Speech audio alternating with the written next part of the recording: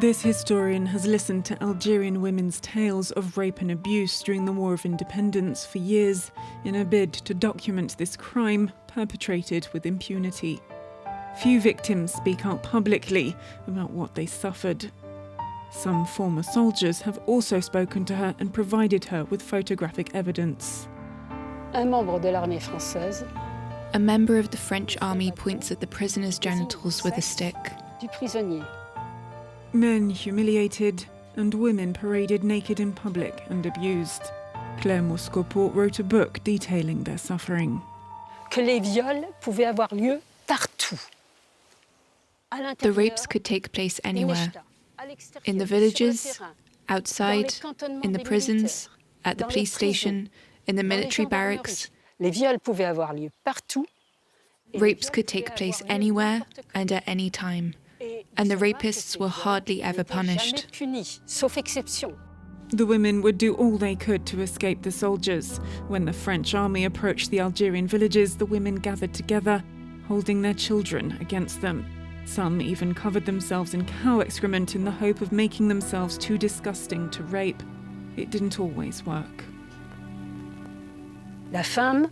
Women represented Algeria's struggle for independence. It's because they refused to be subservient that the soldiers had to fight in Algeria, bore themselves there, and they had to leave France and all that was familiar to them. So they wanted revenge, and it's easier to inflict revenge on a woman than on a man. In the early 2000s, this survivor spoke up about the systemic use of rape during the Algerian War. Once again, at the headquarters of the 10th Parachute Division in Algiers, Louisette Algeillahriz recalled the abuse she suffered there in 1957. It started off with being slapped, punched, insulted, and called everything under the sun, and then it escalated. I would have preferred to be tortured. I'd rather get beaten, insulted, spat on, and called names.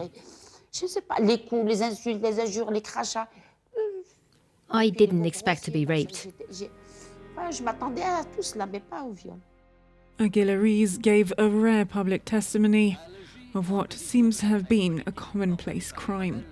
Other fighters, such as Baillet also suffered the same fate, at times at the hands of dozens of soldiers. At the end of the war, Henri POUILLOT was just 22 when he was appointed secretary at the Villa of Susini. He soon realised this sumptuous palace was in fact a torture chamber for the men kept there, and a living hell for the women.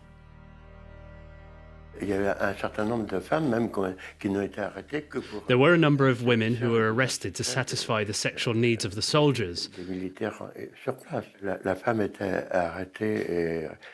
woman would be arrested and taken to the bedrooms, where there would be 2 or 3 soldiers.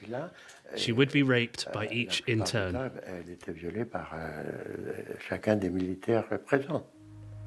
In 2001, POUILLOT returned to Algeria at the behest of independence fighters. It was then that he met with Louisette Algeillahriz, whose testimony had laid bare the scandal. He was surprised by the reactions of some of her fellow Algerians to her story. Several people were extremely angry at her for going public about the rapes she suffered. It's very tough for Algerian women from that era to have to shoulder that guilt. They were victimized and then made to feel like they were the ones at fault. While former soldiers live in retirement in France, Algerian women continue to be censored. And with many perpetrators and victims now well into their 80s, time is running out for a day of reckoning.